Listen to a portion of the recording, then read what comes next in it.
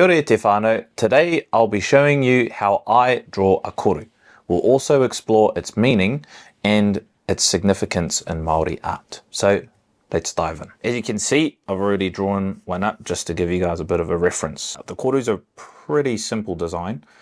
What you're going to do is you're just going to create a curved line. Now you can make that line as long as you want or as short as you want.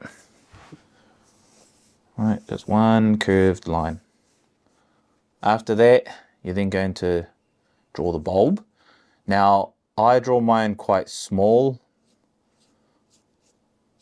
You can make them larger if you want. You just draw your bulb. And then you can either start from this end or you can start back from here. I start back from this end just because I can get my spacing a bit better. And then we just add another line under there and link it back up into the middle part there. Just follow that line around.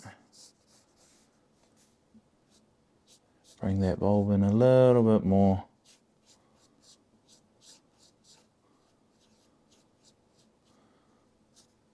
And there you have it.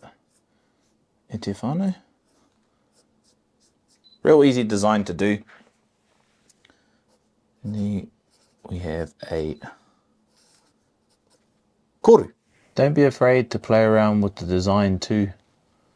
You can make the koru larger, you can make it smaller, you can make it straight if you want. Darken your lines, tidy up your lines, add a bit of shading if you want to give your koru a bit more character. But yeah, the main thing is that you give it a go. The koru is inspired from an unfolding fern frond, as seen here. We have the stem, which goes up into the bulb, which forms the whole koru. It can represent many different things, the most common being new life, growth, prosperity, and whakapapa or genealogy. The koru can be adapted and built upon to create new designs with new meanings, like we have in these examples. The mangopare is a koru that's flipped, which then represents the hammerhead shark, or strength and tenacity. We have the koiri, which is a koru that turns in on itself, representing to nurture, but also self-reflection. And lastly, we have the pūhoro, which is a koru within a koru that represents speed and agility. So there you have it, e te whānau, the koru, its meaning, and how it's applied in Māori art. If you enjoyed, drop a like and consider subscribing.